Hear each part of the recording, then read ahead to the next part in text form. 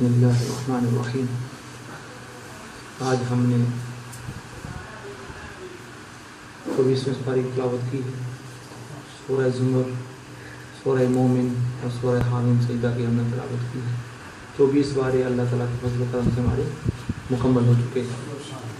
ایک دن تھا جب ہم بات کر رہے تھے کہ رمضان شروع ہونے والا ہے، تو رمضان کے سپارے بھی ختم ہو رہے ہیں، وقت بھی تیزی سے گزر رہا ہے، اور تھوڑا تھا مہمان جو رمضان ہمارے پاس آیا تھا، چند دن ہمارے پاس رہ گئے ہیں۔ اور ایک اور بات یہ ہے کہ کل سے انشاءاللہ تعالیٰ 21ویں رات شروع ہو رہی ہے۔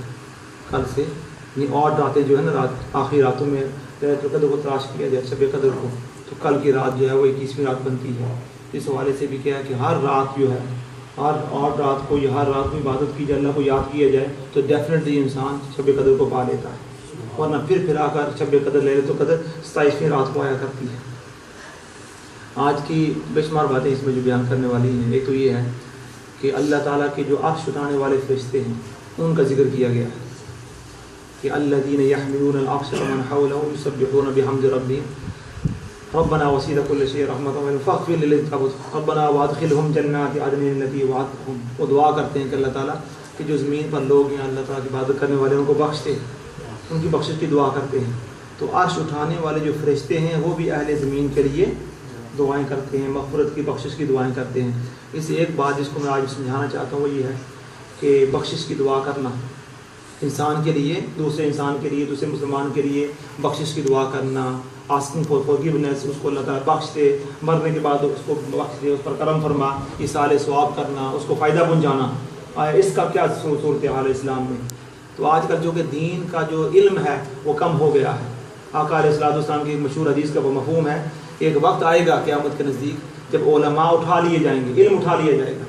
جب علم اٹھا لیا جائے گا تو صحابہ نے آج کہ یا رسول اللہ صلی اللہ علیہ وسلم علم کیسے اٹھا لیا جائے گا؟ آقا نے فرمایا کیسے ہوگا کہ اہل علم جو ہیں، جو اتھارٹیز ہیں علم کی، جو صحیح امانت دار عالم اور علم والے ہیں، وہ اٹھا لیے جائیں گے، ایک ایک کر کے وفات پا جائیں گے۔ ان کی جگہوں پر وہ لوگ بیٹھیں گے کہ جو اس کے حقدار نہ تھے، جو اس کا حق ادا کرنے والے نہ تھے، جو اس کے اہل نہ تھے، جو اس کے کیپیبل نہ تھے۔ تو پھر کیا ہوگا کہ جو مرضی چاہے وہ کہتے رہیں گے، جو دین کا حلیہ چاہے بگاڑ دیں گے۔ تو آج کی صورتحال ایسی ہو چکی ہے کہ جس کو جو دو چار کتابیں پڑھ لیتا ہے وہ سمجھتا ہے دین کی چیز کا انکار ہی کر دو تو بہتر ہے، کہ فلاں چیز کا جو پرانا طریقہ چلا آ رہا ہے کسی چیز کا انکار ہی کر دو، پھر ہم شاید سمجھیں گے کہ ہم ایجوکیٹڈ ہیں، ہم زیادہ اسلام کا نالج رکھنے والے ہیں۔ انہیں میں سے ایک چیز کیا ہے کہ مرنے کے بعد فائدہ پہنچانا، ایصال ثواب کرنا۔ لوگ کنفیوز ہیں اس بارے میں۔ یہ بھی ہے کہ ہر نماز میں ہم جب دعا کرتے ہیں نا کہ رب اجعلنی مقیم الصلاۃ ومن ذریتی ربنا وتقبل دعا ربنا اغفر لی ولوالدی، اللہ تعالیٰ میری اور میرے والدین کی بخشش فرما، وللمؤمنین یوم یقوم الحساب، قیامت تک آنے والے اہل ایمان کی بخشش فرما۔ اگر ہماری دعا سے اہل ایمان کو فائدہ نہیں پہنچتا، ہمارے والدین کو فائدہ نہیں پہنچتا، تو اللہ نے دعا کیوں رکھی ہوئی ہے؟ اللہ روٹین تو پوری نہیں کرتا نا۔ اس کا مطلب ہے کہ جو اللہ نے رکھا، اللہ فرما رہا ہے کہ دعا مانگا کرو، ابراہیم علیہ السلام کی یہ دعا ہے، تو یا اللہ میرے والدین کی بخشش فرما، تو اس کا مطلب ہے کہ بخشش کا فائدہ پہنچ رہا ہے، تبھی تو ہو رہا ہے۔ بے شمار آیتیں ہیں، ان میں سے ایک آیت آتی ہے کہ اللہ فرماتے ہیں کیا کہ وہ والذین جاءوا من بعدہم، جو بعد میں آئے، یقولون ربنا اغفر لنا، وہ یہ دعا کرتے ہیں اللہ تعالیٰ ہماری بخشش فرما، ولاخواننا الذین سبقونا بالایمان، اور ہمارے ان بھائیوں کی بخشش فرما جو ہم سے پہلے گزر چکے ہیں، تو ہم سے پہلے وصال پا چکے ہیں، فوت ہو چکے ہیں، ان کی بخشش فرما۔ تو لوگ سمجھتے ہیں، آج کا ذہن کیا بن گیا ہے کہ مر گئے، ختم ہو گئے، قبر میں دفن کر آئے، وہ جانے ان کا کام جانے، وہ جانے ان کے عمل نمازیں جانے، ہمارا ان کو فائدہ نہیں پہنچتا۔ یہ چیز ان اسلامک ہے۔ یہ اگر یہ انسان سوچنا شروع کر دینا کہ میرا فائدہ اب نہیں پہنچے گا، بس وہ جانے کام، اپنے اپنے اعمال ہیں، جی اپنا عمل ہے، اپنا کام ہوا، ہمارا فائدہ کیا، کوئی کسی کو فائدہ نہیں پہنچا سکتا، یہ ان اسلامک سوچ ہے۔ اس سے آپ بے شمار قرآنی آیات کا اور سینکڑوں حدیث مبارکہ کا آپ انکار کر دیں گے۔ اس میں کیا میں چند حدیثیں بیان کرتا ہوں۔ آقا علیہ السلام فرمایا، صحیح مسلم کی حدیث پاک، حضور نے فرمایا کہ مرنے کے بعد ہر چیز ختم ہو جاتی ہے مگر 3 عمل جاری رہتے ہیں۔ 3 things will continue۔ ایک ہے صدقۃ جاریہ، صدقہ جاریہ، مسجد بنا دیا آپ نے، کوئی کنواں کھلوا دیا، کوئی اور کام کر دیا، کوئی ہاسپٹل بنا دیا، جس سے اللہ کے دین کو، اللہ کی مخلوق کو فائدہ پہنچ رہا ہے، تو جب تک لوگ فائدہ اٹھاتے رہیں گے صدقہ جاریہ کے طور پر، آپ کو مرنے کے بعد قبر میں بھی آپ کے درجے بلند ہوتے رہیں گے، اللہ آپ کے درجات کو بلند فرماتا رہے گا۔ دوسرا کیا؟ علم ینتفع بہ، इसने इल्म सीखा कुरान हदीस का तो लोगों को सिखाता रहा, हाफिज़ कुरान बनाता रहा, कुरान सिखाता रहा, इस्लाम सिखाता रहा, तो वो शख्स फौत हो गया।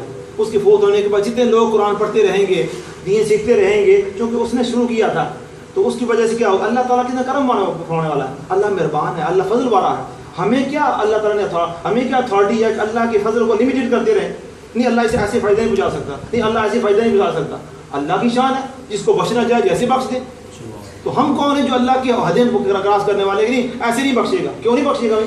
कुरान पाक में जो आ गया, इस्लाम में दो चीज़ें, और तीसरी चीज़ क्या है, वलदुन सालिहुन यदऊ लहू, नेक औलाद जो उसके लिए दुआ करती रहे। हदीस पाक है, सही मुस्लिम की हदीस पाक कि नेक औलाद वालिदैन की बख्शिश के लिए दुआ करती रहे।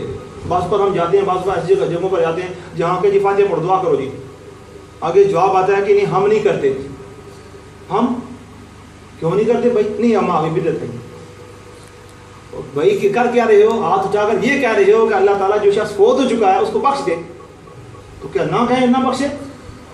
यानी ऐसे इन्हीं लोगों का ज़हन हो गया है कि दीन को पता नहीं है, हदीसें क्या कहती हैं, कुरान क्या कहता है, क्या बस अपना ही मन कर जो ज़हन में आता है, जो देखते रहते हैं आगे पीछे से इंटरनेट पर, जो सारा कुछ। इंटरनेट अनरिलायबल सोर्स है इस्लाम, आप लाई नहीं कर सकते इंटरनेट के जरिए में इस्लाम सीख लिया। वो क्या, उसमें तो बेशुमार ऐसी वेबसाइट है जहाँ पीछे पता कौन कौन लगा हुआ है, कटपट करके क्या कुछ पेश कर रहा है। अगर ऐसे हम इस्लाम को सीखना शुरू कर दें तो इस्लाम तो हमारा कहाँ से कहाँ तक पहुँच जाएगा। तो ये एक हदीस पाक आती है, एक और हदीस पाक आती है, बुखारी शरीफ की हदीस पाक है। तो मैंने पूरी किताब मरतब की है, तकरीबन 164 हदीसें इकट्ठी की हैं, ये सारी हदीसें बयान की हैं कैसे आप फ़ायदा पहुँचा सकते हैं।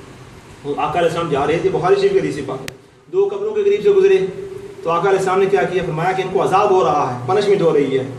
तो साहबा ने पूछा या आप पढ़ते रहे, और फिर आपने क्या किया कि आपने दो दरख्त, एक दरख्त की टहनियाँ ली और दोनों कब्रों पर रख दी। तो हुज़ूर ने फरमाया कि दोनों को अजाब हो रहा था, और अजाब की वजह क्या है कि एक चुगलखोर था, बैक बाइटिंग करता था, चुगली करता था, और दूसरा क्या था, पेशाब की छींटों से एहतियात नहीं करता था, इस वजह से अजाब हो रहा है। आप देखें आका अलैहिस्सलाम की शान देख लें, नज़र रहमत देख लें आप कि कब्र के अंदर क्या हो रहा है। आप गुजर रहे हैं, कब्र के अंदर मट्टी पड़ी हुई है ऊपर, तो नीचे क्या हो रहा है मुर्दे के अंदर, वो भी जानते हैं। ये कहाँ किस हदीस किताब में आता है, बुखारी शरीफ में आता है। उसको भी जानते हैं कि क्या अंदर हो रहा है, और ये भी जानते हैं कि किस वजह से अज़ाब हो रहा है। तो ये अंदाज़ा कर लें। तो ये उसके बाद क्या होता है, आका ने रख दिया, जब तक ये हर चीज़ अल्लाह की तारीफ़ करती है, अल्लाह की तस्बीह करती है, जब तक ये टेनियाँ ब्रांचेस ये तर रहेंगी, तस्बीह करती रहेंगी, इनकी तस्बीह की वजह से कब्र का अज़ाब कम होता रहेगा। तो अगर दरख्तों की टहनियों की तस्बीह से कब्र का अज़ाब कम हो सकता है, तो कुरान अल्लाह का कलाम पढ़ा जाए तो क्या अज़ाब कम नहीं होता? कुरान पढ़ कर बख्शा जाए तो उसका फ़ायदा उसको नहीं पहुँचता, जिसका एक हर्फ पढ़ने से 10 नेकी मिलती है। और आका ने फरमाया कि अलिफ लाम मीम, ये एक हर्फ नहीं है, 3 हर्फ है, अलिफ लाम मीम, तो आपको 30 नेकी मिलेंगी, 30 नेकी। तो अंदाज़ा करने कितना फ़ायदा पहुँच सकता है। तो फिर बेशुमार ऐसी हदीस पाक में आता है, हज के ज़रिए फ़ायदा पहुँचा सकते हैं। हज बदल क्यों करते हैं आप? हज बदल क्या है कि आप किसी के बिहाफ पर हज कर रहे हैं, आपके वालिदैन, किसी के वालिदैन फौत चुके हैं, हज नहीं किया, तो आप उनकी तरफ से हज कर रही है, शरई मसला है। बुखारी शरीफ में हर जगह आता है कि आप वालिदैन की तरफ से हज कर सकते हैं, किसी की तरफ से। तो जब हज करते हैं तो हज का अल्लाह ये तो नहीं कहता सिर्फ तवाफ़ का फ़ायदा पहुँचेगा, नहीं बाकी सही का फ़ायदा नहीं पहुँचेगा जी। बाकी जो नमाज़ें पढ़ रहे हैं उसका, क्योंकि सारा हज किसके लिए आप कर रहे हैं, वो शायद जो फौत हो चुका है, तो जो आप तवाफ़ किया उसका फ़ायदा उसको पहुँचेगा, सही की उसका फ़ायदा पहुँचेगा, सफ़ा मरवा गए, मिना गए, मुज़दलिफ़ा गए, कुर्बानी की, सारा कुछ किया, सारी चीज़ों का फ़ायदा उसको पहुँच, तस्बीह की, तिलावत की, सारी चीज़ों का तो उसको फ़ायदा पहुँचेगा। हज बदल जो हुआ, हज बदल हज के ज़रिए फ़ायदा पहुँचा सकते हैं, उसके बाद रोज़े के ज़रिए फ़ायदा पहुँचा सकते हैं, उसके बाद नवाफिल के ज़रिए फ़ायदा पहुँचा सकते हैं। तो ये सारी चीज़ें साफ़ की हदीसों में सारा कुछ आता है कि फ़लाँ चीज़ का फ़ायदा पहुँचा सकते हैं, सदका खैरात से फ़ायदा पहुँचा सकते हैं, दुआ के ज़रिए फ़ायदा पहुँचा सकते हैं।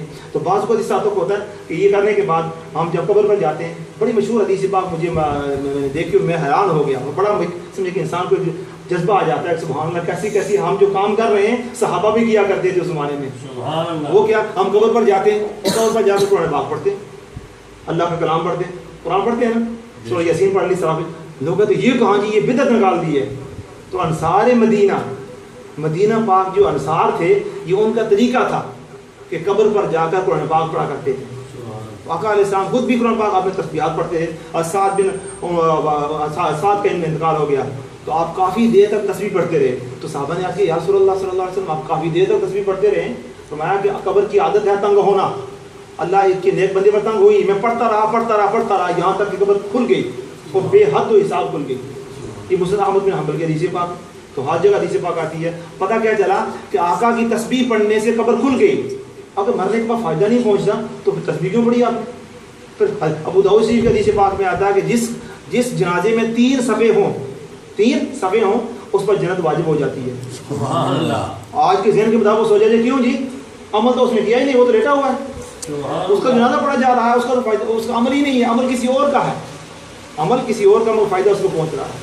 پھر اس کے بعد اگلی چیز آتی ہے، بارش ہی ہو رہی ہے، اس کی اگلی چیز کیا آتی ہے کہ کرنا، دن فکس کرنا۔ کیا؟ دن فکس کرنا۔ مجھے ایک بات آپ کے دیکھنے سے مجھے بات یاد آ گئی، آقا علیہ الصلوۃ والسلام جمعہ کا خطبہ ارشاد فرما رہے ہیں، مدینہ پاک میں جمعہ کا خطبہ ارشاد فرماتے ہیں، قحط تھا، سارا معاملہ تھا، تو صحابہ کرام بھی کافی قحط کا معاملہ تھا، تو آپ کیا جب اونٹ مدینہ پاک مسجد نبی میں جا کر سیر میں آئے اترے نا، تو خطبہ چھوڑ کر کیا ہوا، صحابہ دوڑے ہوئے گئے اور بے شمار لوگ چلے گئے، اور جا کر انہوں نے کیا کیا، وہ خرید و فروخت شروع کر دی اور سارا کچھ کیا۔ اللہ نے یہ آیت نازل فرمائی تھی، فَإِذَا قُضِيَتِ الصَّلَاةُ فَانتَشِرُوا فِي الْأَرْضِ وَابْتَغُوا مِنْ فَضْلِ اللَّهِ وَإِذَا رَأَوْا تِجَارَةً أَوْ لَهْوًا انفَضُّوا إِلَيْهَا قَائِمًا۔ آقا علیہ السلام کو چھوڑ کر چل پڑے تجارت کی طرف، تو مطلب کیا ہوا کہ آقا علیہ السلام خطبہ ارشاد فرما رہے تھے، تو آپ کو کام تھا سننا، تو آپ وہاں چلے گئے۔ مطلب آقا علیہ السلام کی بات یہ سراؤس کی جائے تو ایک عادت بنانی چاہیے کہ بات جو بھی ہو جائے انسان توجہ، جو کہ بات پوری توجہ سے سمجھنے سے کیا ہوتا ہے، آپ اس میں عبادت میں بیٹھے ہوئے ہیں۔ تو بات کیا کر رہا تھا، آخری ایک دو باتیں کیا کہ دن فکس کرنا، کیا 40واں کرتے ہیں جی، سوائم کرتے ہیں جی، اس کے بعد فلاں کرتے ہیں، یہ بھی آقا علیہ السلام کی سنت ہے۔ نفلی کاموں میں یہ دن فکس کرنا یہ بھی سنت ہے۔ آپ دیکھیں درود پاک کسی ٹائم آپ پڑھ سکتے ہیں، مگر آقا علیہ السلام نے فرمایا کہ اگر جمعہ کو پڑھو گے اس کا ثواب ہی اور جمعہ کو فکس کر دیا۔ سفر کسی دن آپ کر سکتے ہیں، مگر حضور علیہ السلام جمعرات کو سفر کرنا پسند فرمایا کرتے ہیں۔ قباء مسجد جس دن چاہے وہ چلے جائیں، مگر سیٹرڈے کو آقا علیہ السلام قباء مسجد کو جایا کرتے تھے۔ یعنی کوئی بھی کام نیک عمل ہے، نفلی کام ہے، اس کے دن فکس کرنا آسانی کی خاطر آپ کر سکتے ہیں۔ ایصال ثواب کرنا فائدہ ہی فائدہ ہے۔ کب کیا جائے جی؟ جب فوت ہو گیا، اس کے بعد غزوہ فاروق رضی اللہ تعالیٰ کو پڑھ رہا تھا میں، وہ کیا ہوا کہ آپ کے جب شہادت ہوئی تو صحابہ کہتے ہیں کیا کہ سارے صحابہ آپ کھڑے تھے اور پڑھ رہے تھے، ان کی تعریف کر رہے تھے، درود و سلام پڑھ رہے تھے، قرآن پڑھ رہے تھے، وہ تسبیح کر رہے تھے۔ یہ عام روٹین تھی۔ اس حوالے سے ہوتا ہے جتنے سارے کام ہمارے چلے آ رہے ہیں ان کو کنٹینیو رکھنا، تاکہ ہماری اولاد کا فائدہ کیا ہے، اگر اولاد اگر مرنے کے بعد والدین کے لیے ہاتھ بھی نہ اٹھا سکے، دعا بھی نہ کر سکے، قرآن بھی نہ پڑھ سکے، اس اولاد کا فائدہ پھر کیا ہے؟ تو کثرت کے ساتھ اصال ثواب کی محفل سے جانا، والدین کے لیے، بزرگوں کے لیے پڑھنا پڑھانا، اس کو جاری و ساری رکھنا چاہیے۔ اللہ ہمارے حال کو کرم فرمائے۔ اللهم صل على سيدنا مولانا محمد وعلى ال سيدنا مولانا محمد واصحاب سيدنا مولانا محمد وبارك وسلم۔ ربنا آتنا في الدنيا حسنة وفي الآخرة حسنة وقنا عذاب النار۔ اللهم إنا نسألك العفو والعافية في الدين والدنيا والآخرة۔ یا اللہ پاک ان پر کرم فرما، آخری اشرف شروع ہو رہا ہے، یا اللہ پاک ہم پر کرم فرما، ہماری سستی ختم فرما اور زیادہ سے زیادہ عبادت کو عطا فرما، زیادہ تو یاد کریں تو عطا فرما، اور اس طریقے سے کرنے تو عطا فرما تو کہ تیری رضا نصیب ہو جائے اور تیرے محبوب کی رضا نصیب جائے، ہمارے گناہ معاف ہو جائیں، عذابوں سے ہمارا چھٹکارا ہو جائے، پریشانی سے ہمارا چھٹکارا ہو جائے، اور دنیا آخرت کے ساری بنی علائیاں ہمیں نصیب ہو جائے۔ وصلی اللہ تعالیٰ علی خیر خلقہ سیدنا مولانا محمد وآلہ وصحبہ اجمعین۔